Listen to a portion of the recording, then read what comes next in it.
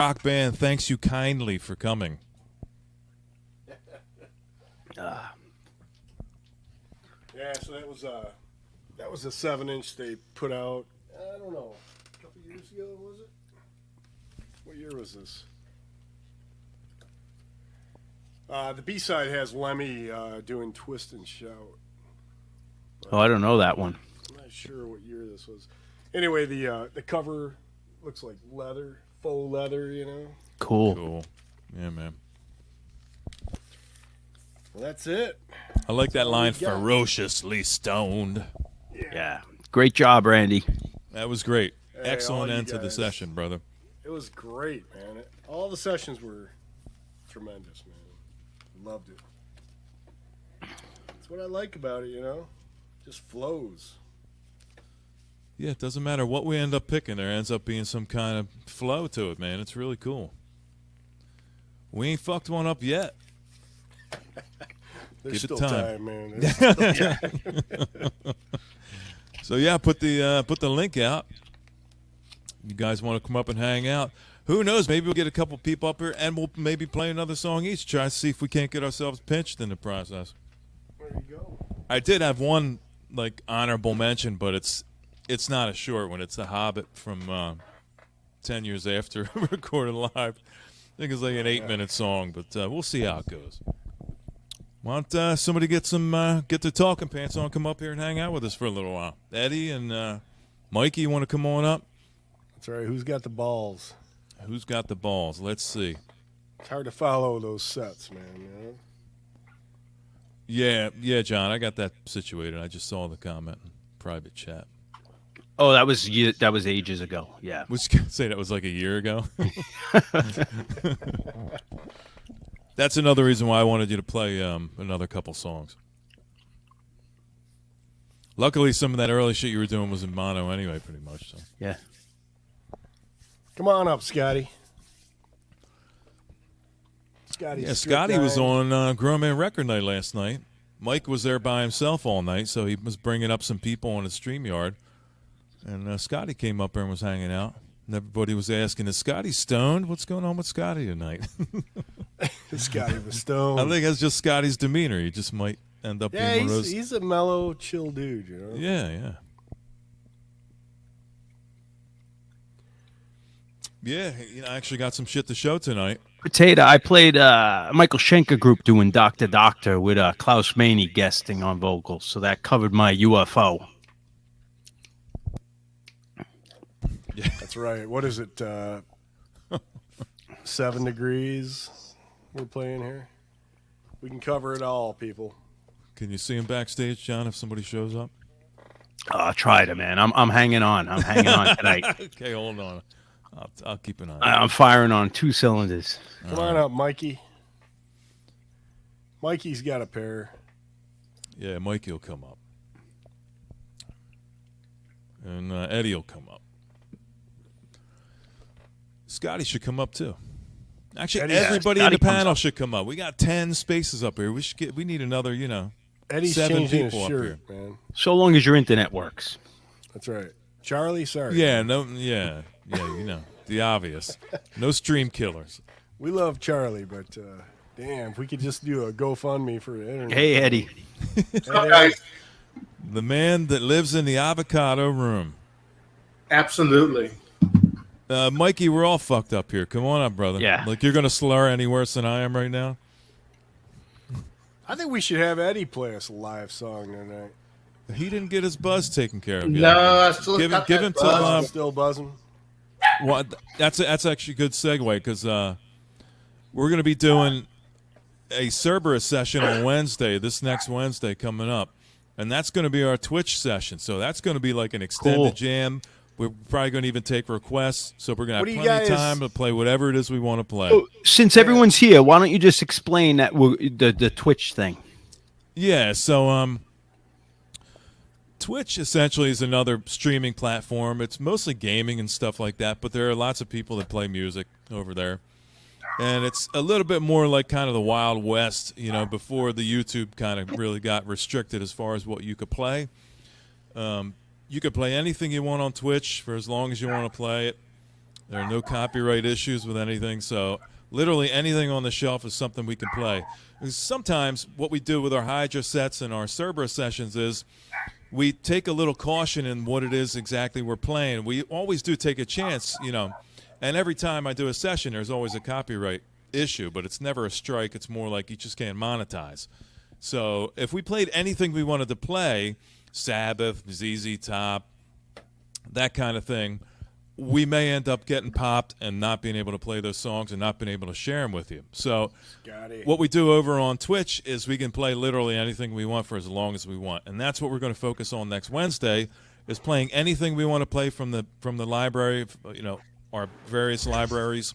And we may even take requests and that kind of thing. So it's going to be a little more open-minded as far as that kind of thing goes. I liken it to more like what we do is a little more niche as opposed to what Patrick would do, where he's playing lots of music that everybody likes. Of course, there's a lot of talking over it, so it's a little more obscured by the algorithms. Yeah, and YouTube. So it makes it a little easier for him to do that. But we're going to do that without the talking. So when you folks go over there, if you're not familiar with Twitch, go to www.twitch.com. I'll put my channel name up there. Yeah. I'll put it in the chat now. You just go to Twitch, you type this name in, and you follow me, and then you'll get all the alerts when we go live. And you don't need to make an account to listen to it, to watch it. You just need an account if you want to comment and join the peanut gallery.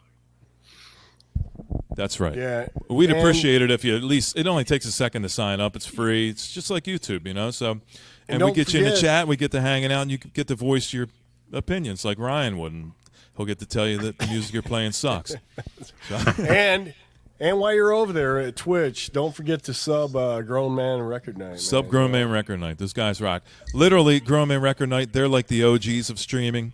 I don't remember any areas. See, I don't remember anybody that goes back any further than Grown Man Record Night goes as far as streaming's concerned. Because there's not any. That's why. 10 years. He's the very first of everyone on the entire planet as far as streaming goes, and he's been a huge help to myself as far as helping me way in the beginning for streaming. He's been really awesome. Taught me a lot of things and get me started streaming. So hey, Kimba. We want to put the word out for Mikey Bananas and over Grown Man Record Night. Sub him up on YouTube and on Twitch. I appreciate it, dude. And hey, look, tomorrow night we're going to be live on Twitch. Tomorrow night, Memorial Day weekend, we do this every year. How I kick off, the reason I'm wearing the Harwarian shirt, as Goober would say, we kick off the Memorial Day weekend, the start of summer, by watching Summer Rental starring John Candy. And we're going to do it live on Twitch tomorrow night. Like 8 p.m. Eastern, we're going to watch Summer Rental, have some drinks, fucking chill out. Yeah. I've got Don't that miss on it. VHS, man. This place has rats. Don't eat here. This place has rats. That's it. Dude, it's the best. Nothing says summertime to me like that fucking movie. Do you ever do One Crazy Summer? Because that's another one I like to play at the beginning of the summer. We typically, actually last year we started with Summer Rental, and then when we finished it, we were still kind of hanging out and vibing, and we're like, fuck it, man, we're watching One Crazy Summer, and then we watched that too. I want to tell you a little story about a fat kid that nobody liked. $1 million. All right. Your wife's on my whammo. I love that movie so much. And it's weird because there's a couple of different cuts of that. And when I was a kid and I rented it from a local mom and pop VHS shop, there's a scene where he's on the beach when they first go to the beach and he gets hit in the nuts with a Frisbee. He's like, Dad, heads up. Boom. Joey Lawrence hits him in the nuts and he goes, oh, say, can you? And then he kind of like grabs his nuts, But every version since the 80s to now, or like recently, I'd never seen that version. They always cut that scene out. And I found like a DVD copy a few years ago I picked up online. And that scene's in there. And I was like, oh, super dope. And then I started thinking, I'm like, wait, but there's a couple of other scenes, like when they're in the car and they're like talking about who farted and the dog farted. And they're They cut out other scenes. I'm like, why are you guys cutting this shit? Like you're editing this for fucking TNT. This is like, anyway. Tomorrow night we're gonna watch it because I fucking love it. And here comes summer. Yep, I'll be there. Yeah. I will be there. Rock on. Yeah, so pretty killer set tonight. That was pretty badass, man. Good selection from everyone. Yeah. Thank you. Randy, that band that played live in Detroit, are they from Detroit? Yeah, The hippie band. Stoney and the Jagged Edge. Yeah, they I've got some old concert flyer reproductions, and they warmed up for a lot of bands at the Grande Ballroom. So Oh, really? yeah. Cool. Never recorded anything, but somebody found some cool tapes. So good for that, because they could have been lost forever. Yeah. How many bands were, Yeah. Yep. It's true. Wow. Here's one I picked up when I was in New York a month ago or so. Moose into Sharks. Yeah, Moose into Sharks. I got a 4. You know 'em? What's the Here, hold it up. songs on that? So this one's Tutti Frutti. I think that's a B-side actually. Way Down Yonder in New Orleans. But so Wayne Kramer roadied for them right after the MC5 split up. He needed cash and he plays on this 45. Cool. They used to also they backed Freddie Cannon. For their other single, they do Tallahassee Lassie. Or no, they don't. But it was produced by Freddie Cannon. You hear that Sweet. echo? That was cool. Freddie Boom Boom Cannon from Boston. I did not know that. Someone's echoing here. Hold on. Yeah, is that me? No, it's not you. Hold on.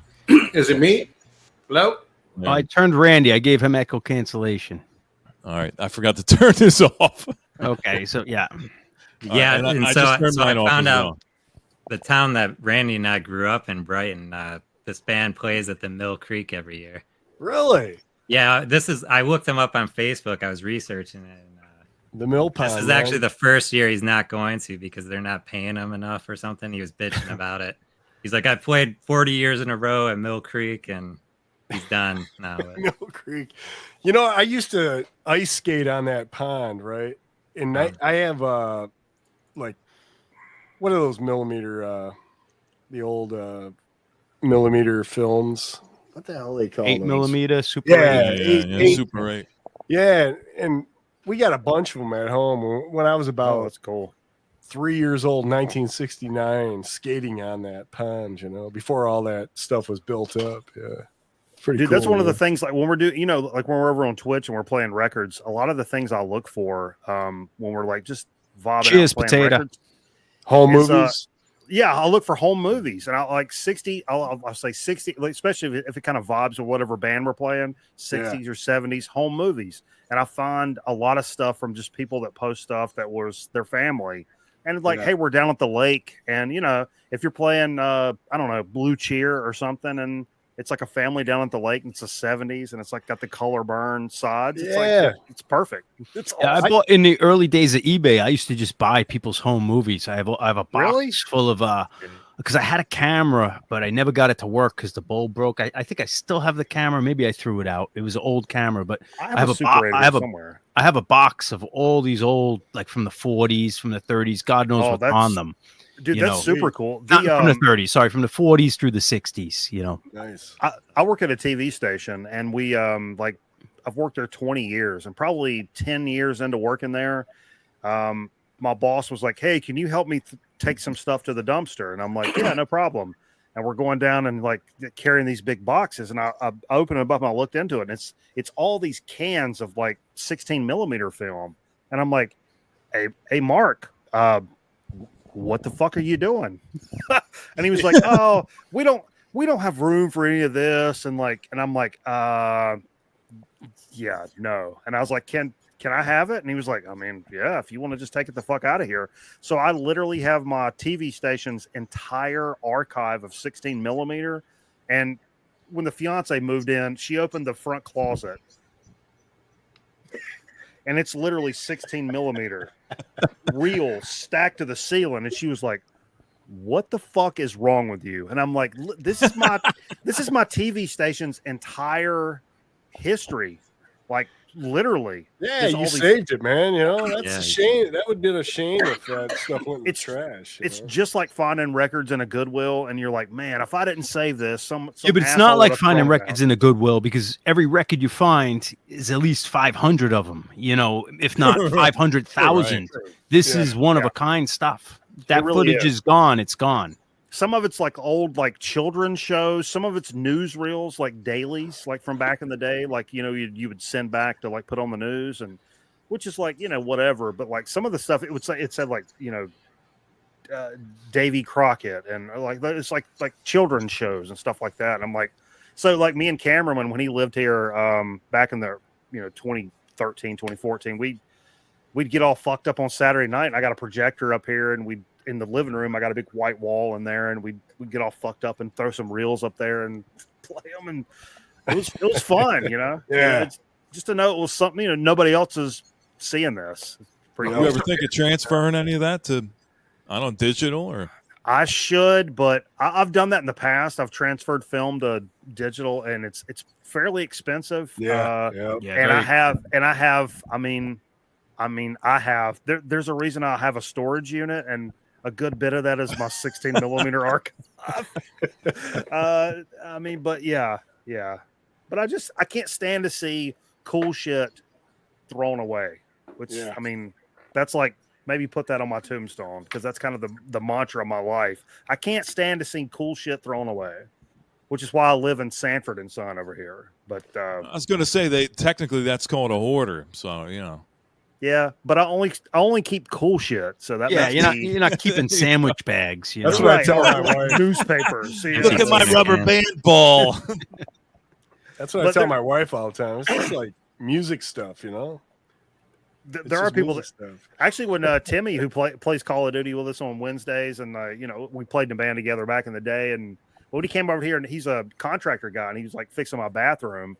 I was like, oh, look at the record room. This is where we do the show, and I keep all my records. And she's like, bro, you need a bigger fucking house. And I'm like, I know, because I've got not only records, but like video game stuff and toys and like VHS collections and like everything. Yeah, you got to pick only one or two things to collect. That's tough. And then all of a sudden something pops up, and I'm like, oh.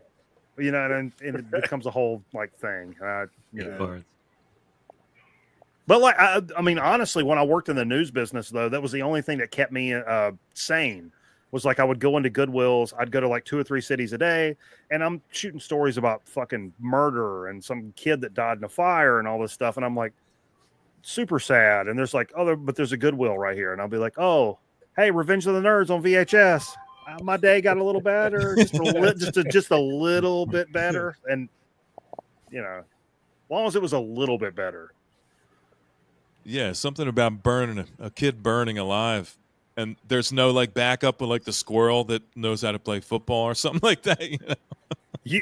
Dude, I don't want. I'm not trying to lighten it up. I'm not chuckling about this, but you will never forget that smell. Burning baby.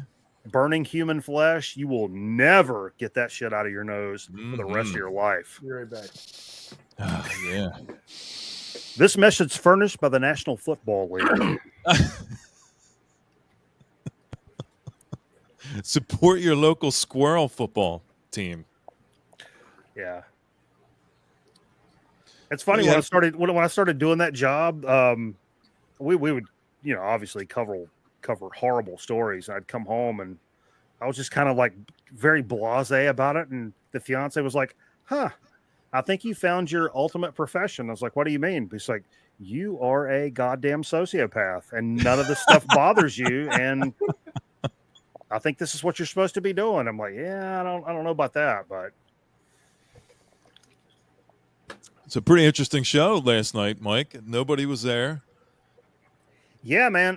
Fever's got the COVID, man. So Yeah, I got the COVID prayers. too. Do you John's really, got it. John? Yeah. I'm God getting bless over you. it, but I still have it. God bless you. Did it Oh, fuck you no. up bad? Yeah, the first couple of days I was out of commission. Yeah. Well, it was a weird situation. Normally I wouldn't be, other than record night, I wouldn't be that super close to Steve. Me and Steve work at the same TV station, and but they had asked me, like, Steve had come up with this thing. They're doing this like summer concert series we're going to be putting on one of our channels. So we had this like local joint with a bunch of bands coming in, and Steve was kind of producing it. He's like, "Hey, I really need this camera operator. Can you come over like after hours and stuff and shoot some bands?" And I'm like, "Yeah, I can do that." So we're in this place and we're shooting bands and and for 2 days. So I got, for the first time in years, I got like significant overtime. And then when I'm literally first thing the next morning, Steve was like, "I tested positive for COVID." I'm like, what the fuck? What? And so, yeah, so I've been kind of like, I got elderly parents that are all fucked up, and like the fiance's got, elderly mom that's just had surgery and stuff. So I'm trying to be careful. So I was like, I'll do a solo show. But then I'm like, how can we do like what StreamYard does here, but I can still do record night stuff with graphics and like the stuff that we do? And I sort of figured it out. Yeah, you had a little stumbling point there in the middle for about 20 minutes. All of a sudden, when I was doing Metal Theologian, like just the monitor stopped. Like I couldn't hear anything, which is weird, but it's good to know for the future. I kind of, if we do want to bring somebody up, we can do that. Which the problem is when I have homies in the studio, which is really the core of record night, is about hanging out with your buds, And so the last thing I want to do is put on fucking headphones and be like, "Oh, hold on a second, we got fucking Mr. Bizarro on here. Everybody shut up. Everybody shut up." Because nobody in the room can hear him. You know what I mean? So You don't want to shut up. it's not that same thing like a lot of streams are, but it's nice to know we can do that when we want to, or bring somebody up for like a segment, and then it's not like you're sitting there chilling with us for 2 or 3 hours. Maybe we can do. No, I like that come idea. up- Bringing come up for a somebody little up bit. for a few minutes and Yeah, you got something to say or something to show, or whatever. As long as it's not your penis. I was going to say, maybe it's that guy with the uncircumcised dick that shows up on everybody's streams, wagging it around. It's got to be European, right? If it's uncircumcised, It's right? aren't they always European? European.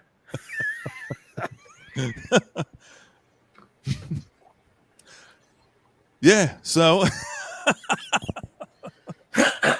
we're still working on segues, Mikey. Yeah. It takes a while to master. Yeah, I think I had my microphone. I mean, I talk quietly anyway, but I had my mic on the wrong setting yesterday, so it probably made it worse. But no, it was a I good went show. back and played YouTube. It's like, oh man, I'm like half the volume. Yeah, you never go back. If you were stoned. Never go back and watch your own streams or streams you were on. Never. John, I'll tell you why. Dude, I'll never watch myself. I've gotten comments on streams. It's like, "Are you really going to do that with that cucumber?" That's a true example. Somebody left a YouTube comment off of a Roman record night. "Are you really going to do that with that cucumber?" And for like 2.5 hours, I'm like scrubbing through a show, and I'm like, what the fuck did I say about a cucumber? No clue what I'm like. I mean, probably not. Because that sounds. Yeah. Let it go. Let it go. Yeah. Let it go. Yeah, so let's change this. Before we get into fish sandwich chat, let's switch it up a little bit. Actually, I was going to talk about what favorite cereals, but we'll get to that a little bit later. Ooh. I know, actually, for once, I've got some new vinyl to show. So, anybody have some new stuff they want to show? Even Scotty, if you showed it last night on the other one, you can still show it here. I've got another stack I can show. Yeah, why don't you show us a few, and then we'll go around the room, see what if anybody's got some fresh stuff to show. Scotty's like the silent killer, man. He'll fucking pull up some stuff like nonchalant, and it's like Bang City. I'm telling So this one, I have no idea why I bought it. Let me make you big. Hang on. All right, yeah. Thanks, John. It's Heavy Mental is the band name. I think this was like '83. B side is I Like Girls Who Smoke. A side is Cabrini Green. I think I just bought it because it looked interesting. I haven't played it yet. It's, What label is that? Is that like a Garage private Punk. press? What's that? It was like Prestige International. I wish I had the sleeve because they had a really cool artwork. But the Brady cravat, Green. That's good times. British Oh yeah. I know avant-garde them. punk. Yeah, These I are have this reissues. I got- CD. I have the CD of all this stuff. They're pretty good. Yeah. Yeah, good stuff. Both of these are reissues. I've got an original of a different 45, but Small Wonder Records. Spiz Great Energy, Yeah, great. Where's band. Captain Kirk? Jungle Fever, Cool. funky new wave stuff. Nice. The Sharp Objects. This has Yeah. guy from the Briefs, DJ Travanti, Briefs in it. Yeah, was that the bass player? No, he's No? the second guitarist. I think. Okay. Yeah, I remember him. I just can't. Yeah. Yeah, the other guitarist is Stevie Nicks. The Brains. I don't know. I might have learned about this on Doctor and the Kid. I can't remember. This is a reissue. It originally came out, I think, in. That's not the Cleveland, Ohio Brains, is it? No, this That is has a Z at the end. Yeah, I don't Phoenix, know them. Arizona Brains. Yeah, I don't think I know them. And this unless, is their only release. unless they're on one of those like Kill by Death comps or one of those comps. You know, I they don't might know. be. I was trying to think how I knew about this, and maybe Doctor and the Kid. I don't know, but I bought it. I guess it was on my want list on Discogs, and I was buying from a seller. It's like, all right, I'll add that. But reissue. Cool. Well, that's If what it's a I've got. reissue, you know it's good because they're not reissuing garbage. You know. Yeah. Yeah. Do you guys have a lot of those killed by Cool. death? Thanks, cops? Scott.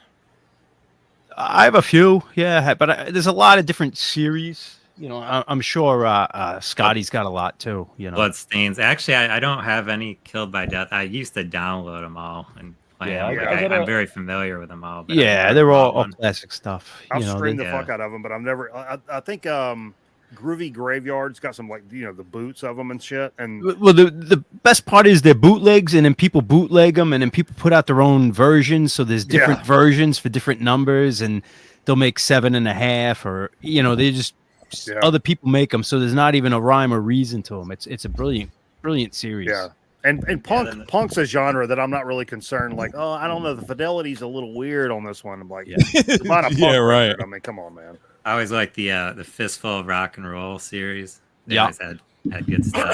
Yeah, they were good. Yeah. Oh, like garage rock stuff. This one has the Doors, I think.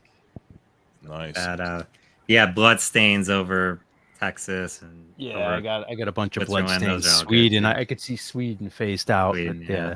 Those are good comps. yeah, real good. Bloodstains over awesome. Belgium. Yeah. Yeah. Thanks, Scotty. Yeah. Who's next? We got Eddie. Got anything new? I just got one, and I think you played this band recently and reminded me of this band, Stinking Lizaveta. Yeah, they're out of Philadelphia. That's a instrumental trio right out of Philly. Yeah. I've seen Oh this guy yeah. I've seen this Yeah. probably 30 times in my life so far. Yeah, you reminded me of this band. I have another record of theirs. I kind of lost track of them, so you played them the other night and reminded me of them. So I ordered this off of their Bandcamp. I'm pretty shocked that you have that. Did you pick that up before you heard it here? I've got a previous release by them, and I like them a lot. So when you showed this, I just like, oh, they have another one. Let me go pick it up. Yeah, no, that's great. Yeah. That's their newest Yeah, one. Yeah, yeah. When you played them, Aaron, like I went and looked them up, and I saw like their old videos. I watched some old live shows. Like they had some crazy videos. they're great. They're really fucking And they good. were around for a while, like '89 or something. Oh yeah, they've been around since mid-late 80s, man. Yeah, Yep. yeah. Well, Yeah, a pretty lot of much- stuff they don't have on LP that I actually have on CD. Yeah, I'd never heard of them. I remember, I think I looked them up before you played them because, like I said, I didn't know this, and like I spent like a couple hours at work listening to the songs and watching the, there's a couple of live. There's a lot of live shows, but I watched a couple of them. Yeah. Chick drummer, Yeah. progressive, highly progressive music, really good shit, and they're still cranking out good stuff. I hear they got new stuff coming down the pipeline, so probably something new coming up with them. They're always a great show. Like I said, I've seen them at least 30 times over the past, 25 years or so, and I've never been disappointed. Actually, I have been mildly disappointed that the show that I went for this one, Journey to the Underworld, they have a second guitar player for this album. Typically, they're only a three-piece, but they got a second guitar. So they had him live, and he was out of tune the whole fucking. He was out of tune just enough to ruin the entire show. So there was one show I saw, and they sucked ass because that one extra guitar player was completely out of tune. You figure they're playing for an hour and a half. How can you not hear that you're out of fucking tune? Don't get me started. I've been there. So besides that one, they were good. It was all good. And if they get around locally to where you guys are at, man, go check them out because you shouldn't be disappointed unless that second guitar player's there. Then there might be a chance you might not like it. And he's out of tune.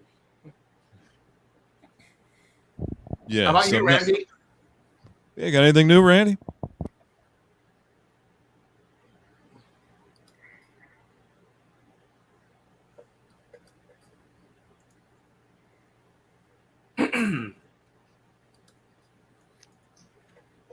Did I miss a live Sham 69 song? no, I think he's talking about the stream I did the other day. Oh, the one. Gary showed up after my set, but yeah. Right.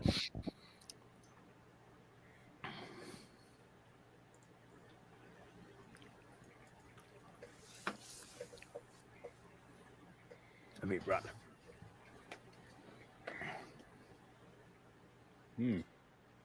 Lies. Make him big. Oh, his mic's muted. I think you're muted, Randy. Shit. The Flies. It's like I feel like what's her name's lawyer, Johnny Depp's ex's Amber Heard. You're gonna take a dump in the bed next? Yeah, this is like Blame it on your cat. That's power all Pat. pop, punky power pop. And then I got I showed these the other day, but the only live recording of Buddy Holly. Oh, yeah, really? Oh, you should. That's cool. And I got this after I watched John's one of his streams, Mud Honey, super fun. Awesome. Nice. Great. That's a killer album. But That's on my wow list. Yeah, that's good. It is great. I got this 7-inch Wayne Kramer's Death Tongue Spike Heels from 87. That's cool. Wow. I believe Mick Farron's on this too, John Collins. Is that right after he was out of gang war? Or Yep. Yeah, Around that around time. that time, yep. So Nice. yeah, that Mud Honey was killer to hear over at John's, man. What did you show, Randy? I stepped out. Sorry. Oh, Super Muff, Big yeah. Muff, Super Fuzz. Yeah. Yeah. Cool. That's a great one. You ever heard of these guys, John? The Flies? I've never seen that record, but there's a bunch of Flies, so I don't know. There was like a Power Pop Flies. I think there was a Boston local band Flies, or was that a punk band? I feel like I have something by the Flies. I have don't know some if it's the same Flies one. somewhere. I don't know if I have it under Power Pop or Yeah, it's definitely Power Pop. Yeah. Okay, then I know them. I've never seen that record though. 1979. Oh wow. Yeah, I got something on the punk or something, but there's at least 3 Flies. Yeah. Yep. Yeah, I'm not even gonna look, but I definitely have at least 1 Flies single. Sweet. Yeah, that's all I got. Yeah, I showed everything I got. I played it on my stream, or I showed it last Wednesday.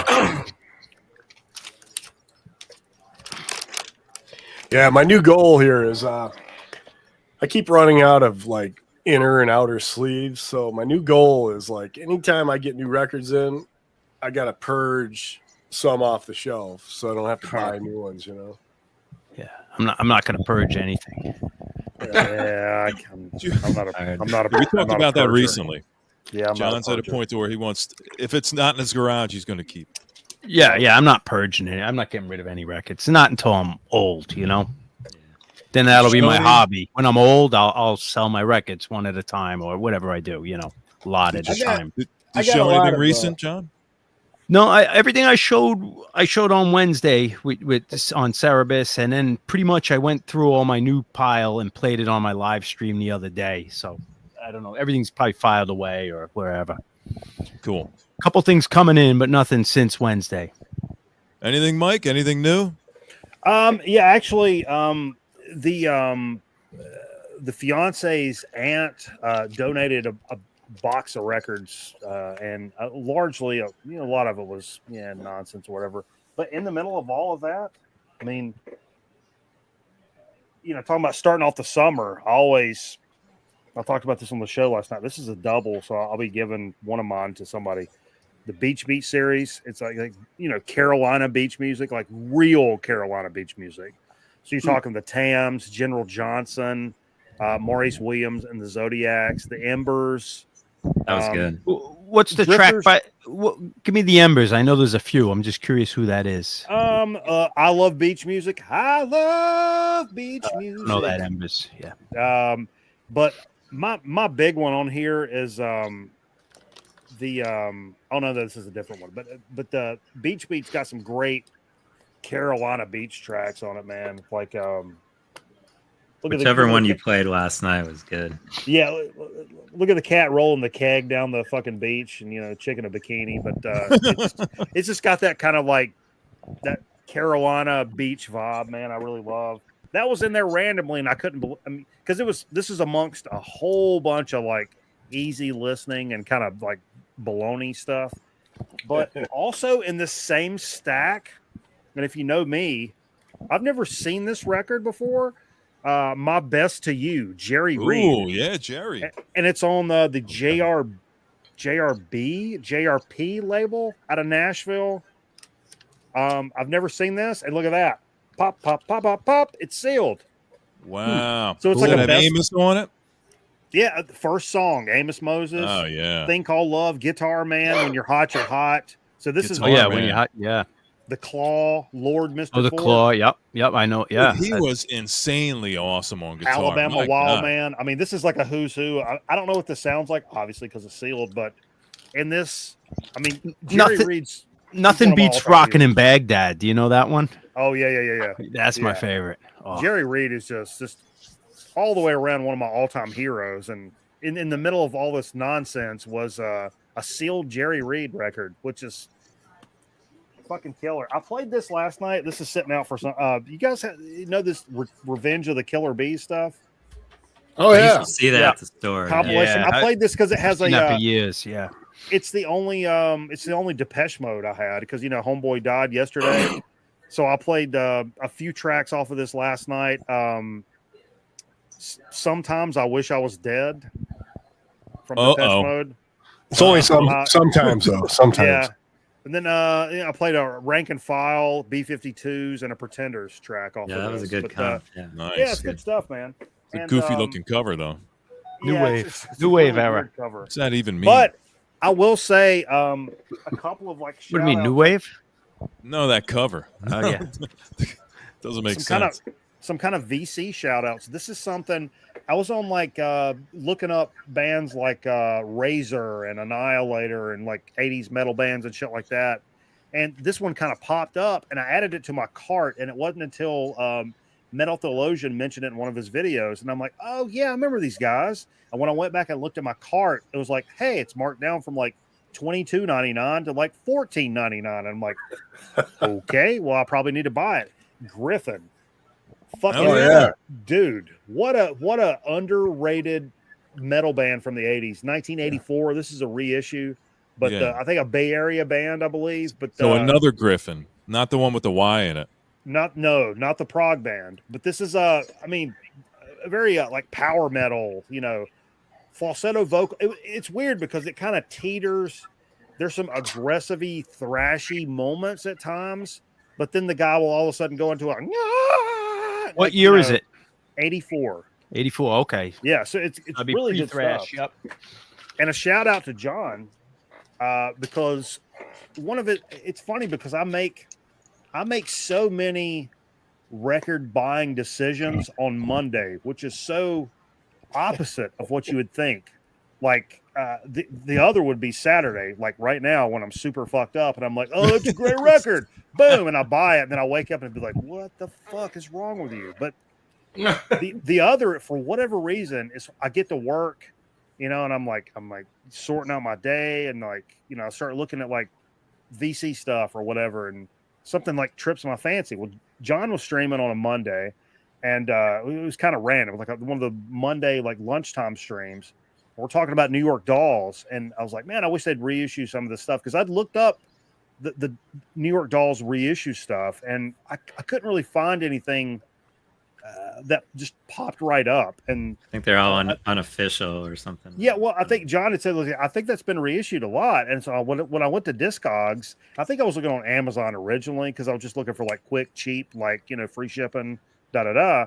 And it was always like out of print or whatever. And I'm like, oh, they did reissue like the first couple of Dolls records. And I'm like, oh, I see them. They're like $25. That's not bad. And then in the process of doing that, I found the 77 comp. Oh, the twofer? Yeah, it's a twofer. So it's the first two Dolls records. And the guy was like, that's all you need, man. He was they only had 2 records. Yeah. He was like, yeah, but the spine's all fucked. And it really is. You can see it's like a cat got to it or whatever. Cat scratch fever right there, man. But the records, he said the records are VG plus though. So, and it was like $20. Put a nice piece of electrical tape on there. You never even notice. You get the Sharpie. You get the black Sharpie, and you. Oh yeah. So for $20, I got the first 2 Dolls records. Hell yeah! And I had no Dolls previous to this. And that's you're really done, unless you want some of the recordings they did before the first album. That's better, because Todd Rundgren ruined that record. But that's pretty much their career right there. They didn't have like B-sides or obscure stuff, and that's it. I mean, we're playing this tonight, and like while we're hanging out, Jay came over, had some company over, and like, man, what a great couple of records. I mean, obviously, but like, I was really happy to scoop that up. And it was like, I don't know what time, like Monday morning, like, or late Monday morning. And I was like, next thing you know, I'm like buying this, and it shows up, and I'm like, I'm glad I jumped on this like lickety split instead of being like, I don't know, I'll probably wait until there's a better deal out there. I just kind of jumped and like $20 for both. Yeah. That's the thing. Once you hear the music, man, the cover doesn't matter at all. You know what I mean? And I've streamed all this stuff. I have a rule. If I stream something, fucking 20, 30 times, buy the fucking record. Right. Give somebody some money somewhere. Yeah. You owe it to somebody at this cheap bastard, man. Yeah. Yep. Actually, I had a pretty good day today myself. I went out and did a little bit of crate digging, which I usually don't really do because, my collection's gotten to the point where, you just really want to pick up shit online, and you're bound to never find this shit in the wild, really. But I've been jumping back into a little bit of crate digging lately, and I picked up a combination of some crate digging stuff and some new sealed stuff that I found in the same place. So this is I picked up Gamma 1. Oh, yeah. This has, what's his name? Patterson. He ended up singing for Robin Trower. He filled in for Robin Trower's singer, James Dewar, after he had a stroke and couldn't sing anymore. But I picked this up today, and this was 50% off, so I paid $5 for it. Nice. And it sounded pretty good. I didn't really know it all that much, but I checked it out on my phone while I was digging around. And I actually liked it, so I picked that up, and right next to that was Gamma 2. So I picked that up for another $5. Cool covers. And that cover's fantastic. Yeah, it's pretty cool, and it's rock. It's pretty good rock too. Somebody, I think Metal Mickey or somebody just mentioned that cover and the greatest metal covers that aren't Iron Maiden. Oh, that's cool. Cool. It's like I saw that thread. Yeah. And so this isn't what I would call a stellar soundtrack, but I do collect soundtracks, and I like this movie. So it's got more of that 40s kind of stuff. It's not an OST by any means, but that was only a few bucks. That was $3. So I picked that up. There's another crate dig. And here's one of John's favorites. We talked about this recently, how nobody should have room in their collection to waste to put Robert. I have Plant that in. record. I have that record in my collection. I have the first 2 Plant records. But, I believe I still have them. This was pretty minty, and it was only $4, 50% off. So I picked that up. So that was my crate digging stuff. And then on my way out, I asked him if he had anything else, and he said, "Nah, that's pretty much it." And there was like a wall of shit behind him. So I'm like, "What's the shit behind you?" He goes, "Oh, you wouldn't want that. That's consignment stuff." I says, "Actually, I would want consignment stuff, depending on what's in there." So I was looking around, and I picked this up. This is James Brown live in Dallas in '68. It's a double LP. This was this sealed one, and this was he knocked $10 off this. So I only paid $15 for this, and that's a pretty good deal. So I listened to Star Time Side 3. His new song called "Lickin' Stick." And I wonder what that's about. What year was that? 68. But yeah, Aaron, live in Dallas, 1968. That explains why that guy's not moving his consignment stuff, because it's behind an iron curtain, man. Yeah, he's got it behind. It's behind the register. I'm like, what do you got it behind the fucking register for? Hey, Aaron. I'm sorry. Go ahead. Yeah, go ahead. Go ahead. No, I was going to say, speaking of soundtrack stuff, I meant to mention this. Eric Weinbender brought this to us, and I played it tonight for the first time. Oh, nice, God. Dude. It's got Eloy does it? Yeah. Dude, it is so fucking good. It is so good. Eloy's on that? I can't believe Eloy does that. So good. It's 80s cheese synth stuff to the max, and in the best doesn't even matter. Best possible way that I can explain that. I got a lot of soundtracks from the 80s, and that synth stuff is just kind of inherent in that stuff. So you just got to dig it for what it is, you know. I mean, it sounds like training montage, kind of like yeah, it's perfect. So so I kept digging around in that little consignment area. It was about 10 or 12 rows on the floor, and I came across this. This is Soundgarden. This is that they put the DVD out on this, but this is that Live from the Artist Den show they did in 2013. Oh wow! They did it for that King Animal LP they had out at the time, and this was sealed as well. And this is 4 LPs. Wow! I watched the DVD, so I didn't I haven't opened them yet because I know it's on here, and that's the exact reason why I picked it up. So you got each one of the guys in the band, 4 LP box set. Wow. I don't have a ton of box sets, but I saw it and I was like, damn, I really want to spend some money. So I think I'll buy it. They're all sealed. Yeah, the whole box set was sealed. I just broke it open when I got home. There's me. And it had $70 on it, and I got the guy down to $40 fucking dollars. That's a $40 box that's sealed, man. $10 a record. That's a good deal. Yeah, pretty. I couldn't turn it down. I mean, the guy just he cut like his consignment fee off the top of it. You got to stop. This is one. I haven't listened to this yet, but Eddie sent me this. I haven't had a chance to listen to it yet, so I'm not exactly sure what it is. But wow, that cover's dope. Typically, I'm not a dude that shows shit that I haven't played yet, but Eddie, you want to tell us about this real quick since you've already heard it? Yeah, they've got a female singer. It's kind of folky, occult, doomy psych. Nice. Okay. When is it from? Is it like nowadays? Pretty contemporary? Yeah, it's a new band. I think that record came out late last year. Cool. Right. And then I've been waiting for this for a while. I've been talking about it. This is the new Stoner. Mikey's talked about it on his channel. And I was glad to get it after fucking 3 weeks, and I was wondering why it would take so long to get here.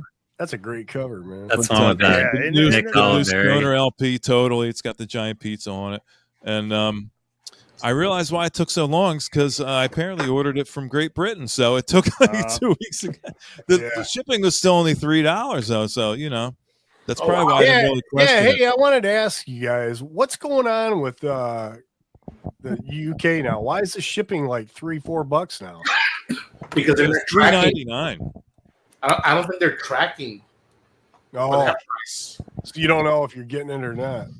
No, I got it on Amazon, so it's an Amazon. Yeah, you're getting seller. it from you're getting it from the American company, and then they Yeah. must bring over like crates of stuff, and then they ship it out. Yeah, I don't think UK shipping went down, at least as far as what I've been looking at lately. But Germany's the way to go, man. This is They $4, start- John, Yeah, from Germany. UK. That was yeah, you $3.99. could get like new releases I could get from England, but through a company, you know, to say ship from England, it'll take me 2 weeks to get it, but it'll still be the $5 shipping or whatever.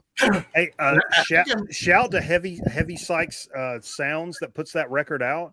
I saw them on Instagram tonight. I was posting some bullshit we were playing, and they posted the clip from Cobra where he's cutting the pizza with a pair of scissors. Oh, I saw that. He's cleaning the gun and he's cutting up pizza. I thought he's going to use the pizza to help clean his gun It's barrel. one of my favorite scenes of any movie ever, and they just randomly posted that for some shit. And I'm like, I saw that the other day, but I don't like that because it doesn't make sense to me. As an Italian, you're not cutting a pizza with a scissors. Yes, And whoa, Stallone knows that. Like someone whoa, wrote that whoa. for him to do it, and he said, Yeah. okay, because there's no way he would have did that.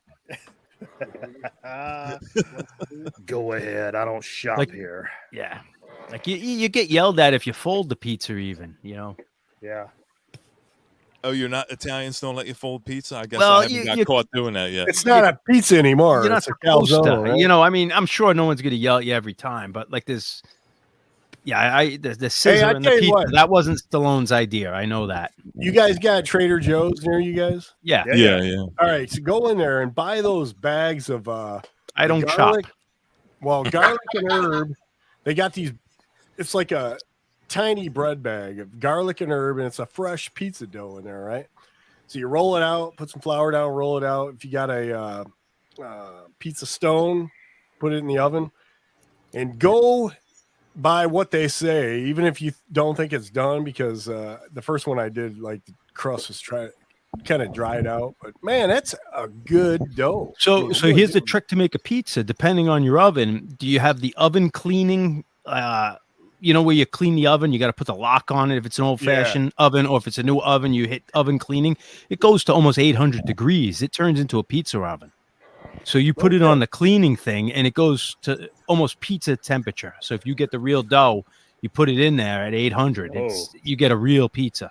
For Now, like, that's news you can use. Yeah, it's a hack. I was going to say that's good pizza talk right there. Yeah, usually the old ovens you had to lock it because it got so hot. The door would just basically burn all the dirt off the oven. But you put it in when it's 800 degrees, and you got your pizza. You watch it bubble with the light on. what are you talking, like 30 seconds? I think 2 minutes, like a pizza place. Minutes, They put it in right. there, you know, a couple of minutes. You watch it, you know, Okay, it all yeah. depends. Put it in the middle rack. Yeah. But I you just want learned it- not too long ago, if you want to reheat your pizza, which a lot of the time I like pizza after it's been cold and reheated again. It's something about I do really that. fresh pizza mostly that I don't like. But put it in a frying pan. Heat it up in a frying pan. Yeah. Well, I never did that. Fucking works perfect, man. I heard that's good. Yeah. You put it in an oven, it Crust. takes too long, it dries it out. But if you put it in I got a cast iron pan, you put it in a pan, put a lid on it for a couple minutes, it gets nice and crispy on the bottom, but doesn't burn up the top like it would in an oven. Side note, I'm obliged by the High Point Fire Department to tell you guys, do not try to deep fry a Totino's. I can't really. I'll be right back. Oh, he's going to get a pizza. Yeah, but it was a good pizza. You know, I had a cube of mozzarella, so I grated that up, put some mushrooms on it, put some bacon, sausage. I like green olive on my pizza too. It was really Sometimes I make I'll cut fresh garlic in the olive oil on the pan with a little salt, a little garlic powder, a little oregano, and then I put artichokes in there, and then throw that on. Oh, wow. There you go. Yeah, I'm gonna look for that, Randy. The crust. Eddie, Yeah, did you show anything? You got anything recent, Eddie? Did we like a skip you? Stinking $1.50. Elizabeth. Sticking Elizabeth. Okay. That's Yeah, right. that's it. Hey, Scotty, it's like it's dough. Like raw. Is it in the Don't look for refrigerator? yeah, it's when you Yeah. walk in with all the guacamoles and shit. It's right. I mean, depending where you live, like Sean saying, go to Trader Joe's. You said that, but you could actually go to your local pizza shop and just buy two balls of dough off them if you want. Like Yeah, local, that's- local. Yeah, Yep. you just go in and ask them. Say, "Can I get Yep. 2 doughs?" And then I you heard got that it right too. from the pizza shop. It's better Yep. than I'm sure it's better than Trader Joe's because if you got a good, if you're by Philly or if you're by Detroit or Chicago, Yeah. you're getting good dough. DC pizza kind of sucks. Yeah. There's a couple decent places, but There's a lot to say about consistency. There's one pizza place I know within like 10 miles of here, and no matter where I lived in the area, you go to him. The guy's been in business for like 40 years. He doesn't have anybody that works for him. It's always just been him.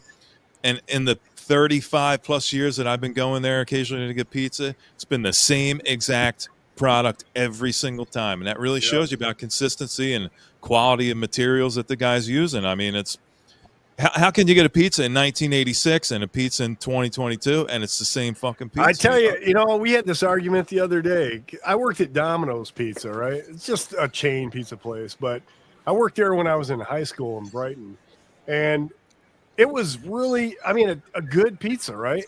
And those guys have struggled. They've changed their ingredients over the years like 50 times, and they've lost so much business. And I ordered one a couple weeks ago, and it absolutely sucked. It wasn't even close to it. They use that low moisture mozzarella, which the cheese, is dry. Yeah, they put so much salt on it, like trying to trick you like it's fast food. Right. It was terrible, man. It's convenient is all it is. Because what sucks is it's in Boston, I have pizza places everywhere. You don't need Domino's and Little Caesars are local. Oh my places. God. Local places, and they both suck. Yeah. Detroit's finest. What is Detroit known? What's Michigan known for, Randy? What type of food are they known for? Coney's. Coney's? What, hot dogs? Coney dogs. Yeah, they got a lot of Coney places. How could they be known for Coney's? That's Jersey's known for Coney. That's where it came What from. is it, was Coney hot Island? dog. Yeah, what the fuck, dude? No, I know. There's a big Greek Coney. Don't they have that square in pizza, Detroit. Randy, that they make in those pans? That's what I Yeah, love. Jets. I love this story. The Pizza Hut tried to market the Detroit style pizza that had the Oh, sauce God. on the top of it. Yeah. I mean, is that a real thing? I asked Scotty, I don't know. Now it is, I think, but I don't remember it back in the day. but that's what both of you guys who are Michigan guys are originally reaction was the same thing. Like, I mean, maybe, but that's like being from North Carolina and be like, hey, is barbecue a thing?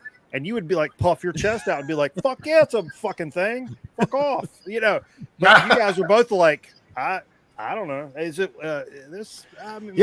I really, to be honest, I really don't know what Detroit's famous for, food wise. I mean, there's so many ethnic differences. They got Greek, the Polish, down in Hamtramck. They got all the good Polish food. Well, in the pizza world, they're known for their square pizzas that they used to make on those pans from the automotive industry. Yeah, that's Jets. And I'll have to say, Jets is my favorite.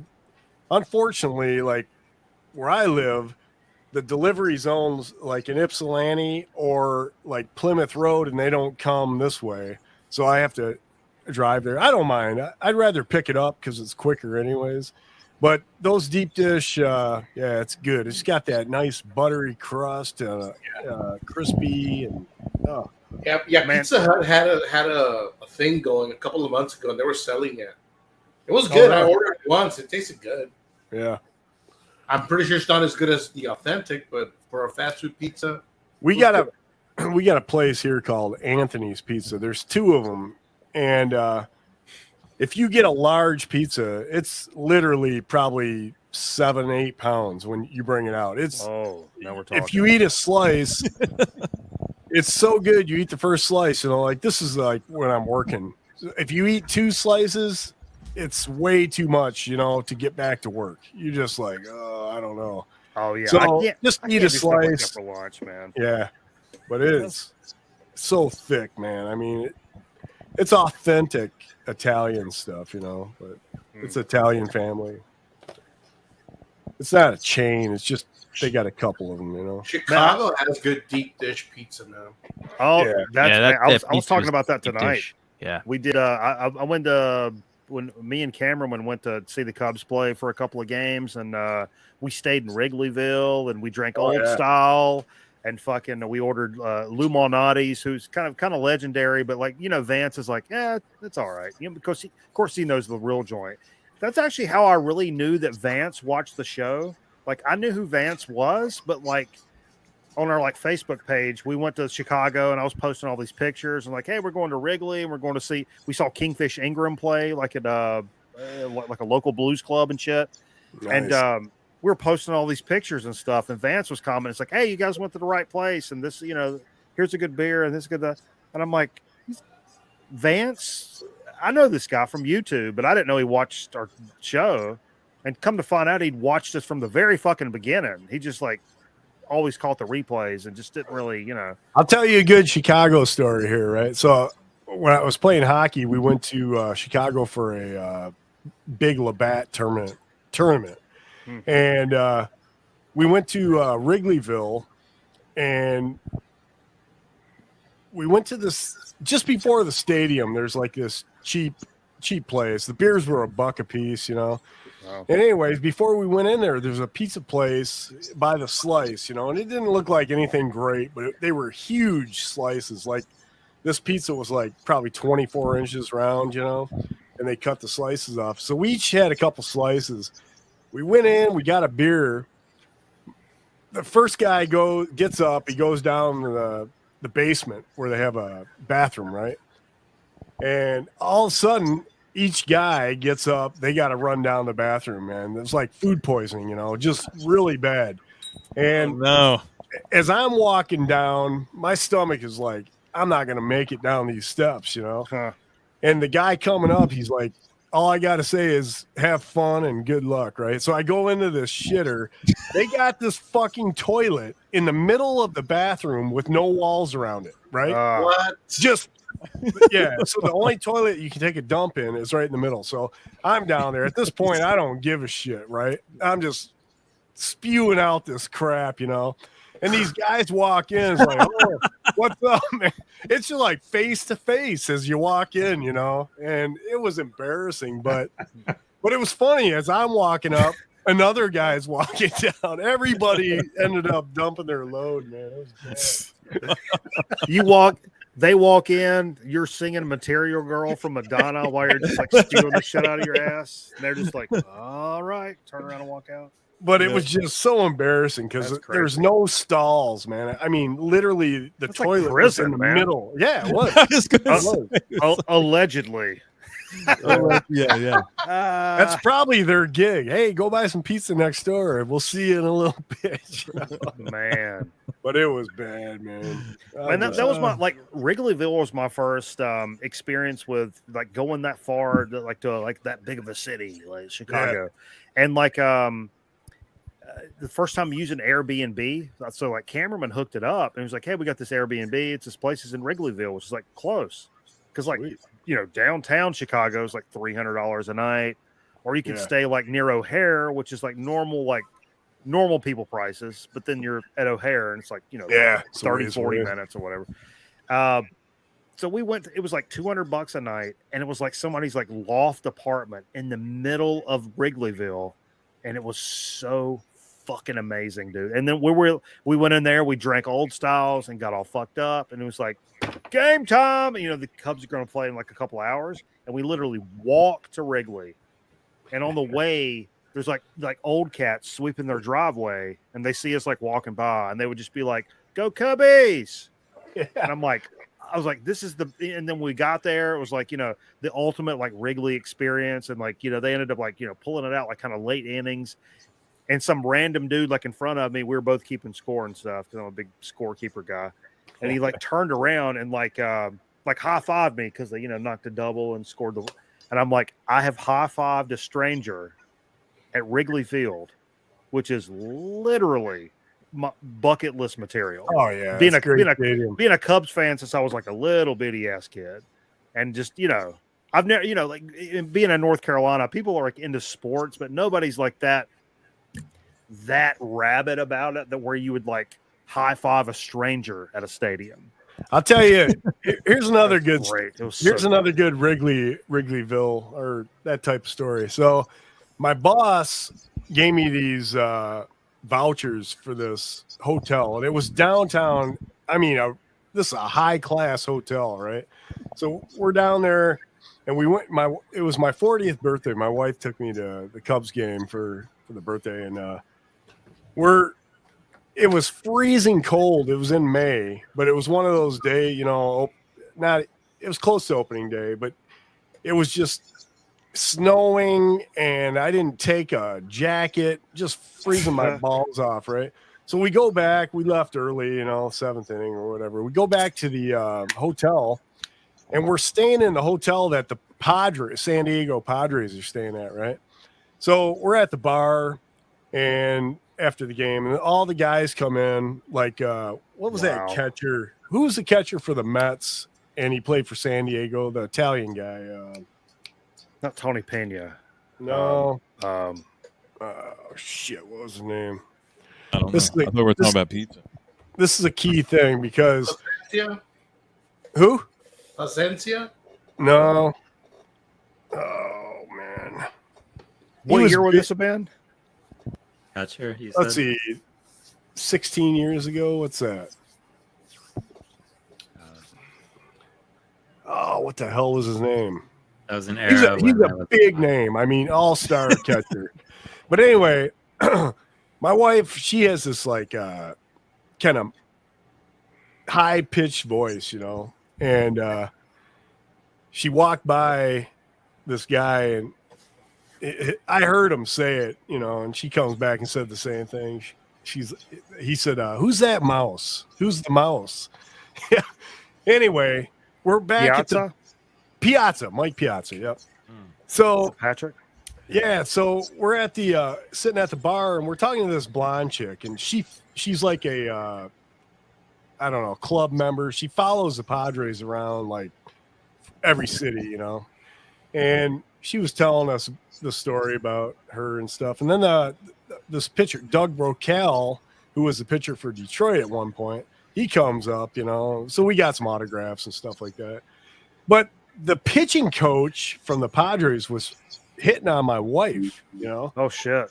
Yeah, so I just kind of sat back and watched this whole situation run down, Anyway, he's telling my wife, he goes, my wife is so jealous, I go to a mall. If I look at a girl, she gets pissed. Like, she'll kick him in the side of the leg and stuff. Well, then we found out why, though, right? So he's hitting on my wife, and then we took off. Kim and I went downtown, some of the bars down there, and we came back. And as we're coming down the elevator, he's going up the elevator with these two 22, 23-year-old girls on the side. So we're like, oh, shit. But it was funny because those guys, when they're foreign to their town, when they're away, they're fucking everything, man. I mean, they had all these girls around them and shit. So I was on a pretty funny story. I was on an escalator in Chicago, right behind James Worthy. Lakers were in town playing the Bulls. It was right when the Lakers were kind of waning in the late '80s. The Bulls were starting to pick up, and right. Yeah, I was on the escalator behind James Worthy and Sam Perkins. Sweet. Sam Perkins, UNC, baby. Yeah, UNC. Yeah. Did he fart on the escalator or no? It would have been right in my face, but my height compared to his. Yeah. My height at the time. A funny story. Here's a follow up. So the singer for the band that I was in for the longest time, the 5Ls, my man Chibo, the singer, used to play, the claw game, where you try to pick up the whatever. And he was like, man, he's such a fucking shit talker. It's like, I got this fucking shit all figured out, man. You go over here, you boom, boom, boom, you slide over, you go 2, 2, 2, 3, 3, 3, whatever. You pick it up. It was like whatever. So he's like talking shit about that. Like he's like smoking a cigarette, like explaining it to us. He's like, this little kid comes up behind me, right? and he's like watching like what I'm doing, and I'm like, this is my fucking shit. I don't want, I figured it out. You go fucking figure it out, you fucking kid. Like, and he's like, but the kid's like asshole high. You know what I mean? So as I'm like, hey, I tell you what, I'm gonna fart in this kid's fucking face, right? Because like, get off me. And he's like, and then he's like, so I try to fart in this kid's face, and I shit in my fucking pants. And I'm in the fucking local grocery store, and I gotta run to the bathroom and use my underwear to wipe my ass. Yeah, throw them away. I've done that. I've done that before. Yeah, Man. He's like, then my girlfriend made me ride in the back of the truck, which is a very North Carolina thing to say. Made me ride in the back of the truck on the way back home. And I'm like, yeah, that's what you get for being a fucking dickhead, motherfucker. Like, you tried to fart in a kid's face. Yeah. That's what happens. Yeah. You understand? That's what happens. That's jacked up. Yeah. Oh, shit. Somebody follow that up with something else, please, quickly. Yeah, this is going south, isn't it? Way south. Going south. Oh, Barbecue is the thing. Yeah. It's funny. It's beef barbecue, so it's sort of barbecue. I mean, I hear you. I'm not saying I wouldn't eat it. It's not gross. I mean, what's up with Nick, man? Nick, you ever gonna come up? Or whatever. Yeah, Mick got his internet fixed. Why isn't he up here? Nick Pantazzi, I'm calling you out, fucker. Come on up. Bring it. Or I'm ending this fiasco right now. Surely one of you clowns will take a shot of liquor with me. I mean, yeah, give me a minute. Hold on, I'll get one. Don't What are you drinking? Found some bourbon. I got some Don Julio.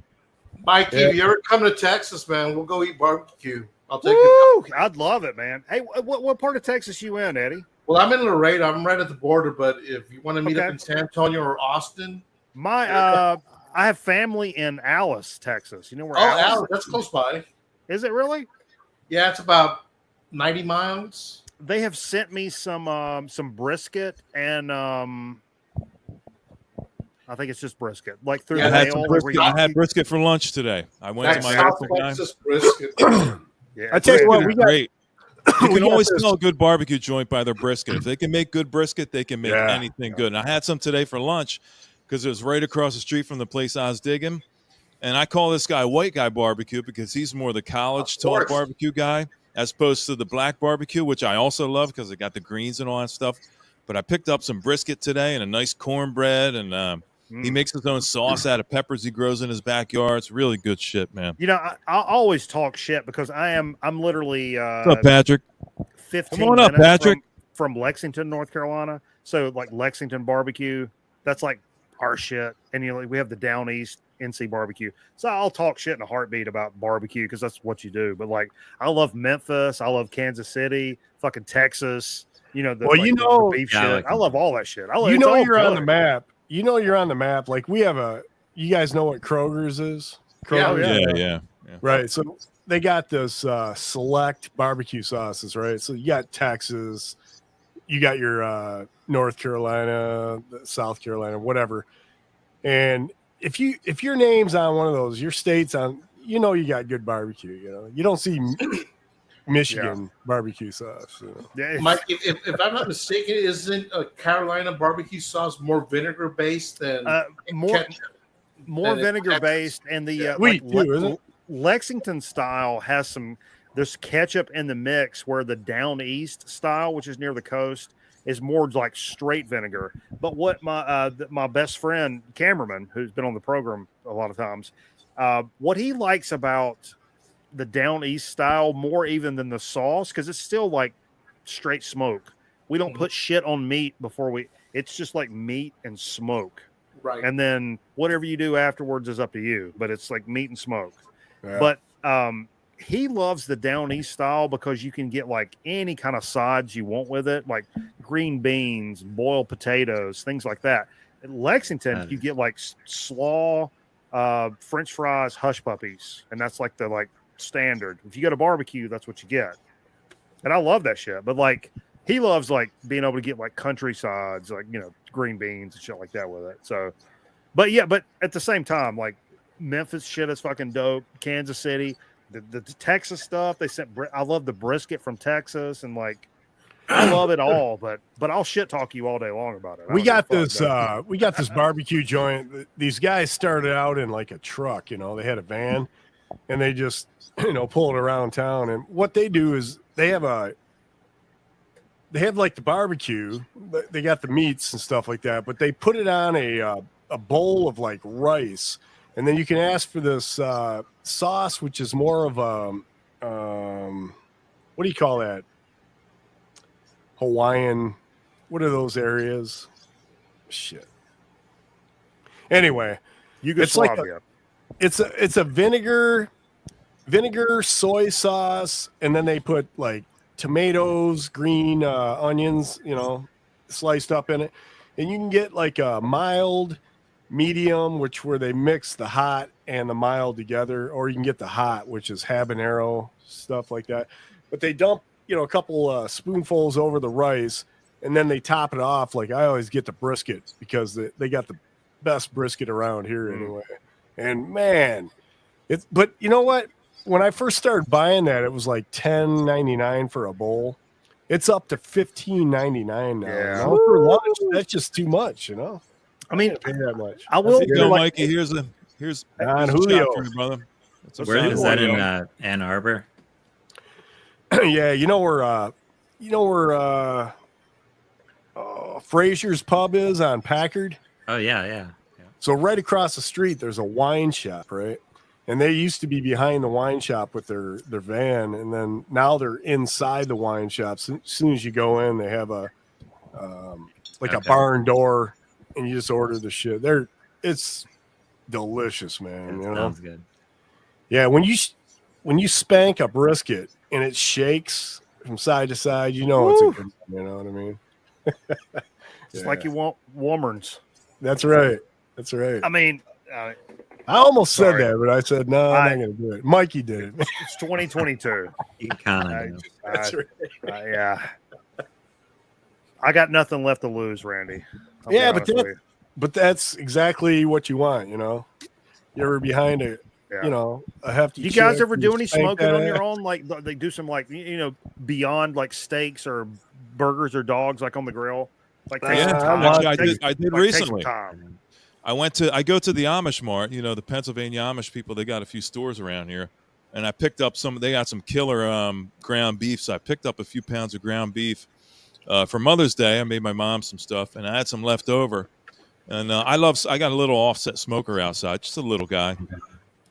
And hey guys, I smoked up some. I made some tiny little meatballs, about that big. Made about 2 dozen of them, and put them way on the side of the smoker and smoked them for about 2 hours with some applewood chips. Man, Hey, Nick. Good. What's up, what's up, Nick? guys? You look great. We can see you perfectly. Man. Yeah. I don't think I've ever seen Nick. So this is The You new still have Charlie. He's a vampire, man. Yeah, I'm sitting in the dark. My brother's asleep in the other room, so I can't be too loud. But just got Charlie home. next to you. Yeah, I hope not. Charlie's like, hey, if Nick's coming up, I should be able to be allowed on here. Right? Well, I got an adapter, Ethernet. I'm rocking it. Look at that. Just need a light bulb. Yeah.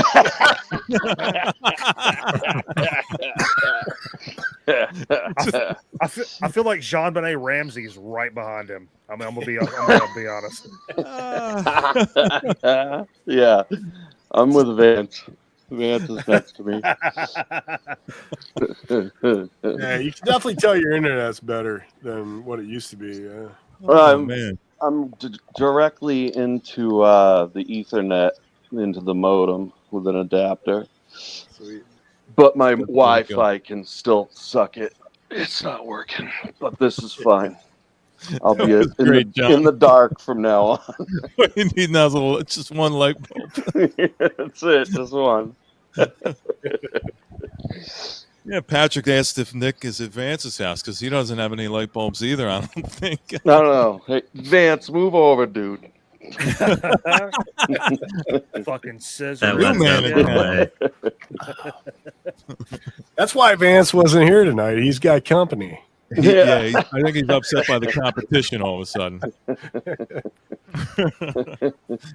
Yeah, It's good to see you, Nick, man. It's good to see you up here, brother. It's good to see hear you him. guys. Yeah, So what's I can see the glare in your glasses. Patrick? Is Patrick too cool to be up here with us, or what? No, he said he's sounds busy. like He's hungover and He busy. said he's Yeah, hung. right. Like who isn't? Who else Yeah. isn't hung over here right now? I'm hungover too. That's why I started drinking. That's Yeah. literally the Come on, reason. Patrick.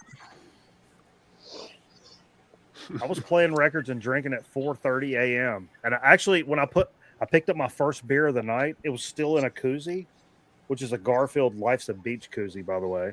But it was still unpopped because it was the 4:15 in the morning. I made a better choice, and I'm like, nope. hey, Mike. Yeah. Hey, Mike, why don't you do me a favor? Why don't you put that beer back in the refrigerator for me? Appreciate it.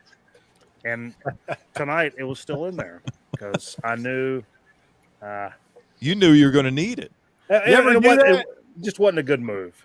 You played the other side of that New York Dolls, you would have been cracking it. That's exactly right. I do that from time to time, man. I'll have a couple beers here, you know. It's like 1, 2 in the morning, and I'll sit and look at it and like, you know what? You're going back in the fridge, and then you just thank you for the next morning, man. Yeah. Because you have a couple more, man, at that time. Hey, Mikey, I wanted to tell you, guess what I got, man, from the 80s. I still have it. My beach towel is original Garfield beach towel. Nice. Yeah. Oh, that's awesome. Vintage, yeah, look at this. man. Look at this koozie. Give me a little full screenage for this. Since it's like Memorial Day weekend and shit, this shit's. Oh, fucking, no, I'm sorry, I messed up. Elf is what. Oh, I love even Elf. better. I love that. Life's a beach. Yep. Yeah, Elf. and this is circa like 84, 85, like out of my parents' collection.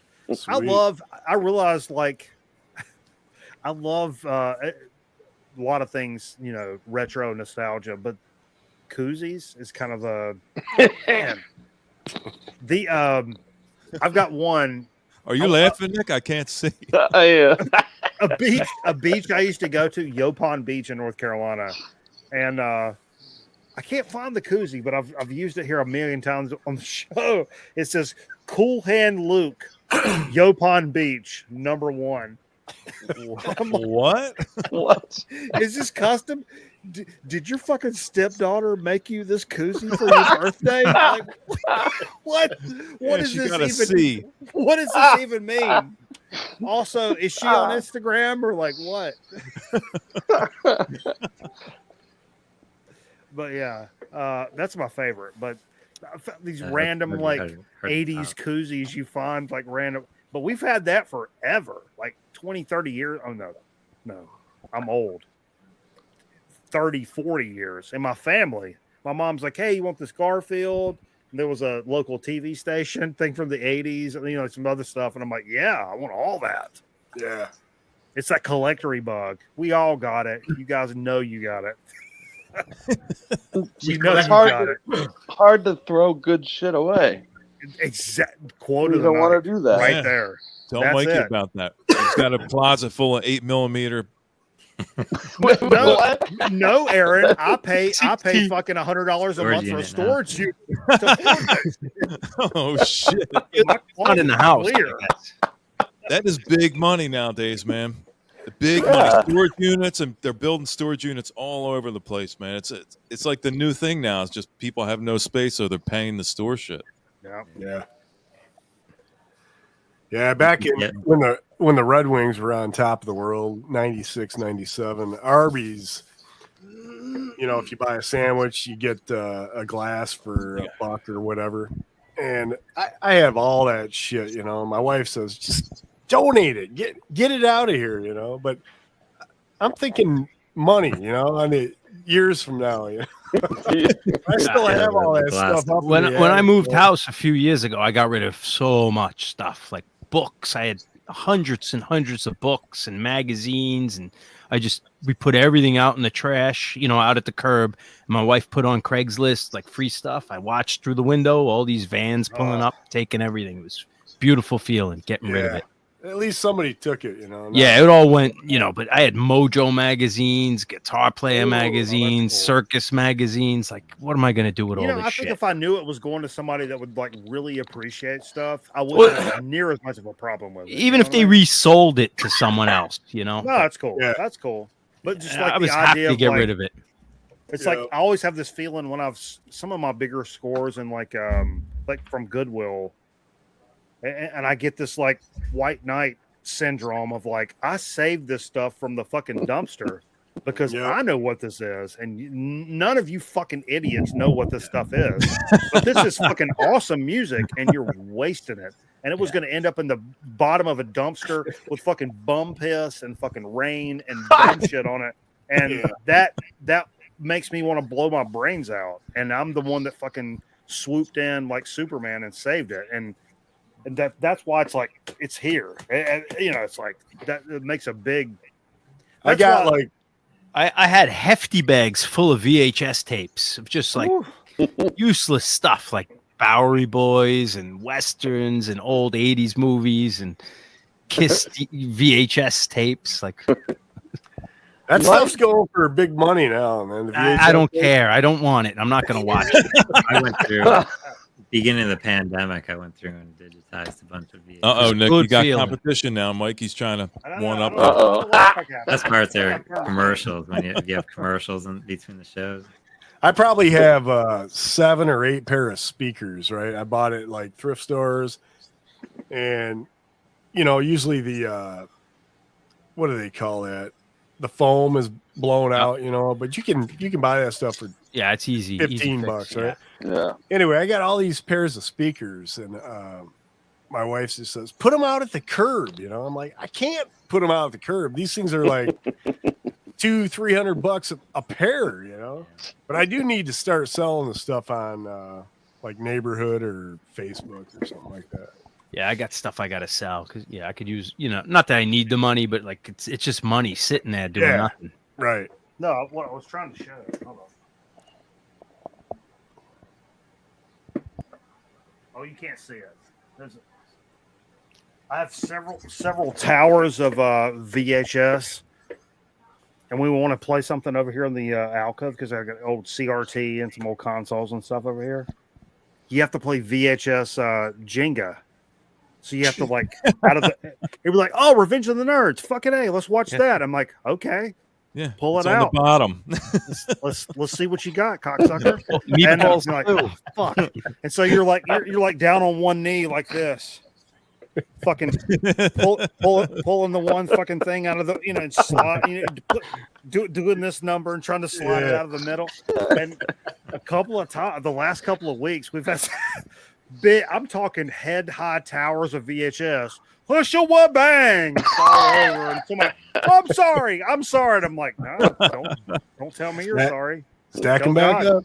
Oh, God. I was thinking, Mike, I might have some things down in the garage that'd be perfect for you. I have a couple boxes of VHS tapes, and they're loaded with all kinds of shit, like almost every WWF pay-per-view from like 96 to 2001. That's all.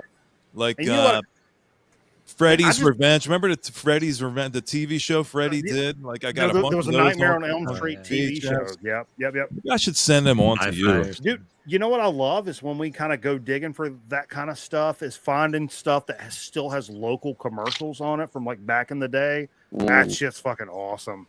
I love the local commercials. Yeah. Oh, and cool. When I realized that I recorded them in like '88 or whatever, like, Mikey plays the best commercials. That guy, like, get your ass down here. I'll sell you this son of a bitch for lower than your. There's some good educational videos too. Yeah. Anybody remember that guy? They called him the Winnebago Man. They did a documentary about him. Oh yeah. Yeah, he used to do like the sale, the commercials for Winnebagos and all the accoutrement. And he'd fucking flip out and start screaming and cursing and shit. Oh, yeah, I do remember. It was great. He It's a was, great he was a documentary. maniac. He was Remember so mad. Crazy Eddie, Aaron? You Crazy Eddie, there was a Yeah. bunch. Actually, the original Crazy Eddie was only about 10 miles from here. Yeah, And yeah, I think he went to he jail was for fucking nuts. Yeah. Yeah, and I think he owed like $8 million. Yeah, they just shut all the doors on all the employees and everything. They didn't call him Crazy Eddie for nothing. No, I think the guy was the actor, though. Like, I don't know if he was the owner, but the real Crazy Eddie went to jail. Yeah, Like, no, that was the actor. Yeah, but the Hey, real for the Crazy record- Eddie was pretty crazy. Crazy Eddie record- had some affiliation with some people that, you know, the bent nose, and yeah. you didn't want to fuck with those people. I just Tom played Carvel. V- You remember Tom Carvel? Yeah. Did you have that? Yeah. I just played Carvel. VHS Jenga, Oh, and wow. I thought I won because here's what I won. If you don't have this tape in your collection, you're missing out. Dancing big, yeah. grannies. Yeah, this is exactly what I don't need in the house. John, let me tell you, I 20, already got a 23, boner. 24 minutes in, you're going to change your mind about this. Yeah, I just You were don't have time. There's not Yeah. enough I mean- time in the world. I got a Hey, granny size uh, boner after a little bit. Have you played that one on the program? dude, I have Aaron Griffin. How many hips break in that video, Mike? I can't. It's funny because I know about this from the Found Footage Festival guys, but Aaron Griffin, one of our mods on the channel, found this VHS and sent it to us, and it's funny. And I've played it more than any VHS tape that I own, probably in the last. We like because we keep like while we're playing records, we keep VHS on like turned down over here in the alcove, and. But then after like, you know, a few drinks and I'm like, man, I'll tell you what, fucking homegirl can fucking get it. Some of these chicks, you're just like, hold up, man. I don't know. I mean, I ain't saying nothing, but I don't know. I ain't saying nothing, but I don't know. You better not fall asleep before I do, is all I'm telling you. Bring all you need is a 6-pack of Ensure. You're set. Hey, yo, what's your AARP membership number, bitch? Yo, baby. You get discounts on the bus. Hey, I'm thinking we get up early. We go get us one of those fucking cheap ass cup of coffees at Burger King. And then, I don't know, we just see where shit fucking lands. You know what I'm saying? Yeah. Get some of the French toast sticks. You guys know who coffee. Oliver Tree is? No. I know So, the name. He's like, Pilmer.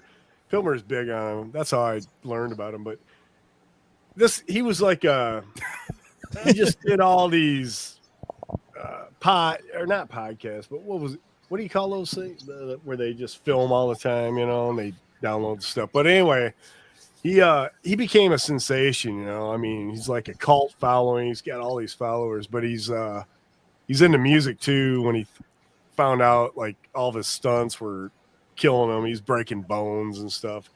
So he started singing. He's got this video out like that, you know, where he's got this old granny, you know, in the car with him, and he to show him going down the road in this big jalopy, and she leans over, you know, and then he shuts the shades. They're having sex in like a heart-shaped tub, and he's gonna marry her, and just before she's walking down the aisle, she croaks and dies, you know. So the rest of the video is where he's just tears are coming out his eyes, you know. And, whoa! But it's hilarious. I mean, the guy's got good ideas for shit, you know. But, Hey, Randy, is this you? yeah, that's me in the green right there, man. Whoa. Yeah. How you like those fish, man? It shows up on my Facebook now, and I'm like, I wonder if how many years it's been since Randy's even been on Facebook. Yeah, I'm not on much, you know. Usually I'm on there for my birthday, and that's about it. Yeah. Hey, That's the only time I check. I'm sorry. Go ahead. Birthday thing. Nick, do you make pedals and stuff? I kind of heard that through the grapevine. Are you a pedal maker? I do. Yes, I do. You mean a cobbler? What are you looking for? Tricycle pedals or what? What do you mean? Shoes like clogs and stuff. anything to help me booster my. I need boost. What do you call them? What do you call them? I ruined the joke. Like an overdrive or something? No, what's the kid when we're on a kid's bicycle and you have the training wheels? Training wheels. So, yep, ruined it. See the timing? That's All why right, comedy is timing. That's why comedy is timing. There you go. Mrs. Crane. I mean, I'm a fuzz aficionado, and I've bought some. My favorite thing to do is buy homemade fuzz pedals from cats off of Reverb. Yeah. And, I've got one that I love. It's gnarly, and I'm into like gnarl city when it comes to like fuzz pedals. See, that's what I want. I'm just looking for that crazy fuzz. You know? Yeah, I'm not looking for Hendrix. I'm looking for Sun. Just ugly. Yeah, as gnarly as you can get it. And I bought this one from this guy, and it's cool because it's got like this like homemade like art kind of stuff on the front of it. It's from Ohio, I believe, but it's a very small pedal like that, and that looks like a vagina. I apologize, but anyway, but I love stuff like that. Yeah, I got. Yeah, I decided, Randy, with yours to make, and I've made one of these before, to make a like crazy sick fuzz pedal. You if you put 2 fuzz pedals in one box, so you can turn either one on, but with both of them on, it's just like ugly city, Yeah. And it's just like uncontrollable, ugly. But you can dial it in. Yeah. So I'm gonna put 2 fuzz pedals basically in one box. But the transistors, I told you, they're back ordered till at least the middle of June. Yeah, that's like my tweeters. Everything is. Is it hard to make stuff like that nowadays? Like is stuff like really back ordered and crunched? It depends on the parts. I mean, you can buy these like kits, but I like to use design some of my or put my twist on things. So it's not just like some generic whatever pedal that anyone could make. That's why I'm waiting for these special transistors with like super high gain on them. So the second you step on it, it's screaming. That term makes my nipples hard. If you say high gain, both of my nipples going. Yeah.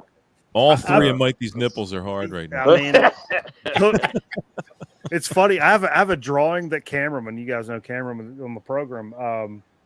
He drew in 8th grade, and it's called Total Retard. And it's based off of Total Recall. It's right when that came out.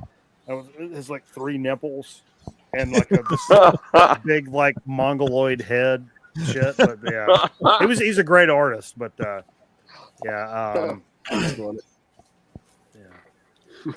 was gonna say something about a pedal, but no, I made a decision I have a fairly small room here, but I've had my like main half stack in storage for a long time, and I'm like, this is fucking stupid. Between my guitar and my like rig and pedals and everything, we're talking like $3,000. And I'm like, oh, I should probably just put that away for a while.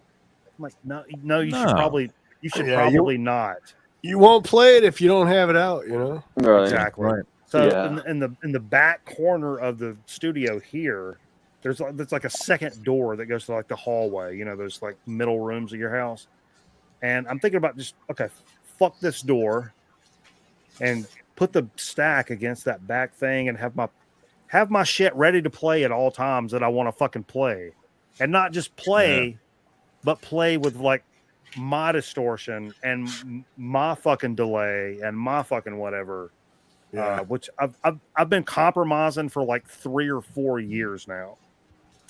Which is my guitars are in cases, and I just have an acoustic leaning against a chair in the other room. That's at this what I point. do. You And know, I've had my original practice amp, which is a Fender Jam that I bought in 93, 94 when I first started playing guitar. A little small, like this big practice amp. And I've been cool, like just jamming on that. If I want to hook up my full pedal board to it, I can do that. But all of a sudden, when you just cut it on, regardless if you have like a guitar hook to it or whatever, it goes, there's this high pitched squeal to it. So I can't even play that. And I'm Amps like, don't sound good unless they're cranked up, man. You know? yeah, I'm like even if you don't have the guitar hooked into that, it just, there's something weird just where it squeals. And I'm like, if I can't do that, then I might as well have my fucking full goddamn shit. What are we even talking about? My Pedals. Yeah, my is all my pedals, my half. Is it a tube amp, Mikey? Yes, sir. It could be one of the preamp tubes. Oh no, the bullshit one is not. It's the Oh, Fender Jam's yeah. transistor. It's just nostalgic for me because it was my very first. It was my very first amp. Yeah.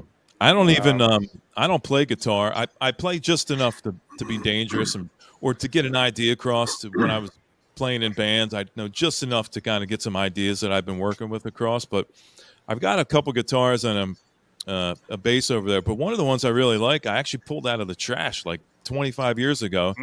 It's an old Taisco. It's like this Japanese knockoff of a Tele. Yeah.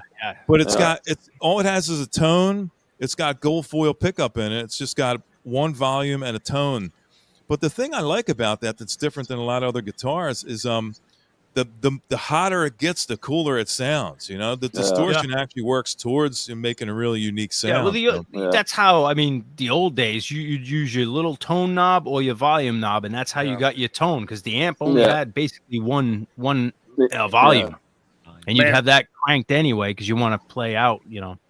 The best way I could ever possibly describe a relationship between a player and his instrument, and you really can't even say it nowadays because it's not appropriate. And I don't condone it at all, but it's the way that you relate to your significant other, I'll say. Certain guitars, you have to leave them alone, let them be pretty. Like a pristine Les Paul that nothing's wrong with it. You just play it the way that it is, and it is the way that it is. And then there's a certain guitar that you bought from a friend, but it's still a really legit guitar player. And when you play it, you have to, I mean, when you play it, it's cool, but you got to do a little something like this. Well, and that's cool too. And then, but there's also these other guitars that you pick up, and it's the best guitar you've ever played in your fucking life. And it came from a pawn shop. But the problem is when you play it, you have to fucking, I have a Samick acoustic guitar in here, and somebody gave it to me, and they're like, nobody can make that guitar sound like the way you do. Because I beat it. I beat it like it owes me fucking money. Jay's got a very nice Les Paul that I've played on some like studio tracks and stuff. And when I pick it up, it's like holding a fucking princess.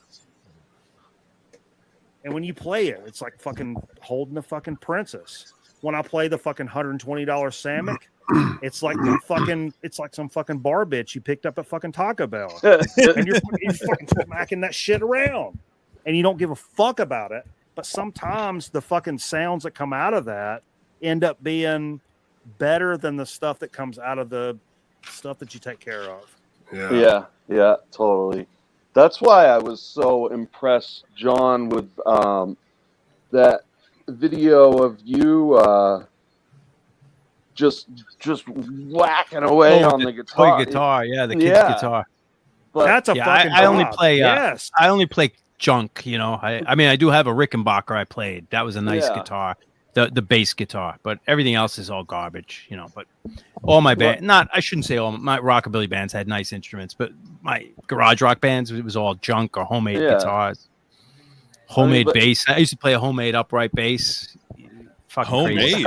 Yeah, it was found in the trash. It was someone built the upright bass in the 60s, and I had to rebuild it and put a bridge on it, and that's something I threw in the trash. That was fucking fun.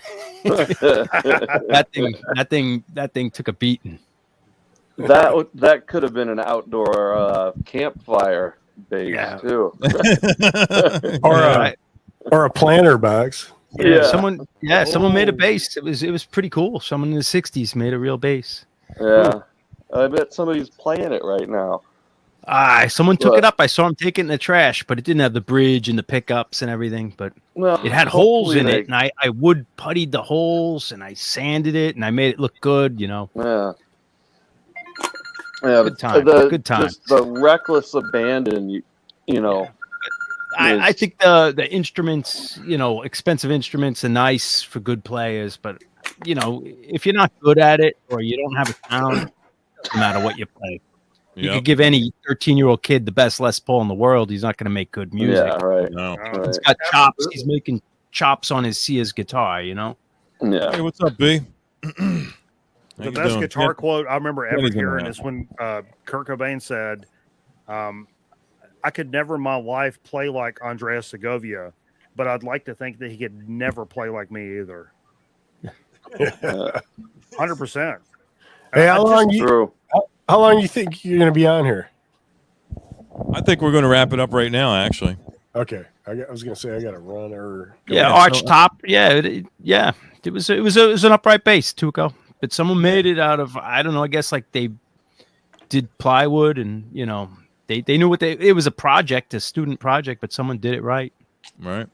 No, I think it's a good time to stop. We had a good show tonight.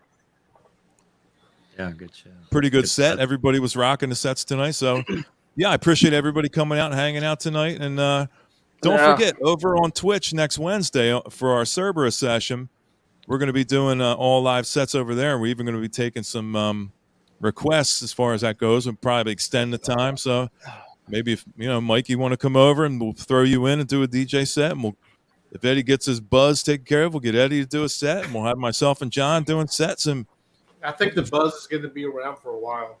I think if you just literally, if you sit on it, put it on your chair, you'll be okay. Did you hook the wire to it? Yeah. I hooked the wire from the amp going to the speed box, but I think the speed box is not metal, so I need to find something metal so I can put it to. Yeah, you got to scrape the paint off it, or you got to do the maybe the shell on the power strip would also be another place if it's a metal power strip or somewhere on the power strip. If not, I would go to the screw on your outlet, where you plug things in, your outlet. That middle screw is grounded. That's not a bad idea. Like, what if he went from the casing of his speed controller to that? No, I would go directly from the turntable. I would try that. I mean, I would take a loose wire and try it, and take it to a unpainted screw on the outlet box. Your wall outlet. John, but the turntable doesn't have a screw where I can put the wire. Oh, your turn. Eddie, even if you could so somewhere tape a wire to the tone arm in a place where it grounds it, there's somewhere to the back of it just to get it grounded. I couldn't tell you, but I would take apart. I would get inside the guts of the turntable and I would find out what ground is. I couldn't do this, and I'm not saying to do it, but you got to figure out where all the common wires are going, and then that's where you just twist a wire onto them. Like there's a ground Eddie, in there. Did you buy it new or used? New. See, I would contact who you bought it from, because I would look online. It don't have a ground on them. It shouldn't. Everything has ground that has a circuit. There's a ground inside. Built into. So somewhere it's built into the wires that are already connected to the turntable. Is there a fuse? The wires come built into the turntable. They're not separate where you can connect them to the turntable. Is there a way? Can you see inside the turntable? Is it totally solid? Pretty much. I would have to take off the plate and. It's your outlet for the turntable is only 2 plugs, right? It's not a 3. Right. All right, I gotta go, fellas. I'm gonna All right, back in. Randy, Yeah, great time tonight, You're brother. All right. Thanks, All right, Randy. Randy. Take care, brother. I'll it try easy, guys. grounding it like Nick says. to Later, maybe Randy. one of the screws on the tone arm and see how that works. Yeah, there's I'll try yeah, that- it's gonna be I'll try that tricky. after we. Yeah, it would be tricky. Yeah, it'll be tricky because it'll be moving. Yeah, I wouldn't mess with the tone arm because all those wires go inside, and that's a better place to connect it. But I got a geez. bad tone arm on one of my turntables. I don't know what to do about it, man. Well, it's not that I have a bad tone arm. Just that's the way Riga Yeah, wires their turntables. That they take the ground on the left channel. Mikey, have you tried changing the head shell? Yeah, I use the Shure white labels, which you can't find anymore. But I've done some tests and switched back and forth and done the whole shebang. And actually, Merv, our good buddy Merv, broadcast engineer, he was like, "Yeah, you got a bad tone arm." He says he's working on us at a pair of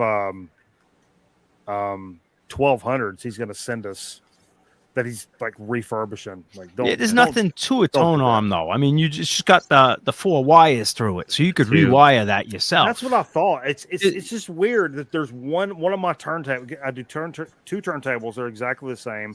Mixer in the middle, but one of mine has this like it's almost like every record is like fucked up. So it's got a like Oh, it's a mechanical problem. something. I don't know. I don't know. But he seems to think there's something going on, but I don't. You know. I But- see All it. right. Oh, Vance is I'm behind. I'm of the thought that like if you can't fix it with a fucking Well, Yeah, that's- Is it something that's sticking, Mikey? no, it doesn't stick. It just sounds like an inferior cartridge, which it's Oh, not. They're the same exact cartridge, but if you switch the tables and the needles and like I've literally taken the head shell off, switched the head shells, so it's literally the tone arm. I know it is, Oh, but that's weird. Yeah, but I it don't know. sounds like it's like a bad needle almost. So it Wow. sucks. They're Like not the best. Andy's skate is messed up or something, maybe. Something, and it's I'm going to screw with it a little bit after we go. I would look online before I screwed on it and see how to ground, how to get rid of buzz, Rieger, that kind of looking at that thing. There's some way. It's very simple to find. I mean, not for me or you, but there's a ground in there. The wires connect to a ground. You just take a wire, connect it to those, and then you should be able to ground it to somewhere. You have many options, but there should be a hack online. I'd be surprised. There is. I already found it. That's why I had to order the ground wire because in the hack itself, they recommend that you go from the amp to the turntable or somehow. Yeah. I'm not going to go to the turntable. I'm going to go to the speed box because the other day when I was Yeah, but broadcasting, the turntable has to go to. It's got to be from the turntable to wherever. The turntable could go to the amp, to the speed box, to the wall, to the power supply. It's the turntable that needs grounding. So the wire has to be somewhere from the turntable. Could just be a screw from the base, as long as you scrape the paint around it. That may be grounded, the base of it. Yeah. I don't know without I'll looking check in. if there's a screw underneath that I can maybe. But if you go from the amp to the speed box, that's not going to do it. If you do the speed box to the power supply, that's not going to do it. It's got to be from the turntable to ground. When he touched that speed controller, it almost went completely away. yeah. Well, it is going but it's from the turntable. It's not grounded to the speed controller, not grounded to the amp, and not grounded to the computer. That's why we're hearing the buzz. Right. But the But buzz, isn't- the not grounding is from the turntable. You know what I mean? That's within the chain. Yeah, I get what you're Yeah. saying. Yeah. he's interrupting it in the middle, but the turntable should be grounded.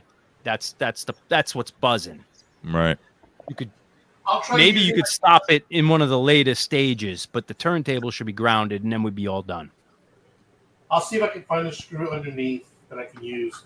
Yeah, assuming the base is where they put the ground to. They might put it somewhere else, but Yeah. I'll screw with it. But before Wednesday, I like to get on with Aaron again, just behind the scene, and just test the levels again, make sure that Yeah. I'm not clipping. Because today I did a test, and apparently there was some issues with the sound early in my broadcast. So I like to kind of nail those before. Yeah, no But problem, we'll, brother. we'll do that on Monday or Tuesday. Probably No Tuesday. problem.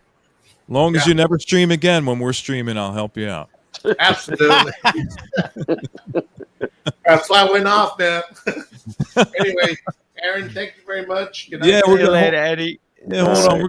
We're gonna split out now. I want to thank everybody for hanging out. Hydra 7, man, it's a success. I appreciate all you guys' support. And Scotty, thanks for coming up. Yeah, and Scotty, good to see you up Mikey, here. I Mikey, appreciate as all your usual. help in the past, Mikey, with everything with OBS dude, and slobs and 100%. everything you helped me to do. Hey, summer rental tomorrow night, folks. If you're into John Candy flicks, you want to sip a cold beer and watch summer rental with us tomorrow night. Stop by Grown Man on Twitch. He's going to be playing the classic John Candy flick. It'll be a fun vibe, beginning of summer. That coin's the beginning of summer for everybody mostly. So, yeah, this coming Wednesday will be the Cerberus sessions. We'll be over on Twitch doing that live, and we'll even take requests coming up this Wednesday. So, yeah, until next time, I want to thank everybody for hanging out. I appreciate you all. We'll see you this coming Wednesday. Nick, good to see you, brother. Yeah, thanks thanks for for coming by, having me, Nick. guys. Appreciate it. It's good seeing your glasses. Good night, guys. We'll see you on Wednesday. Thanks for hanging out, everybody. Appreciate it. Thanks, Take guys. care, everybody. Coney.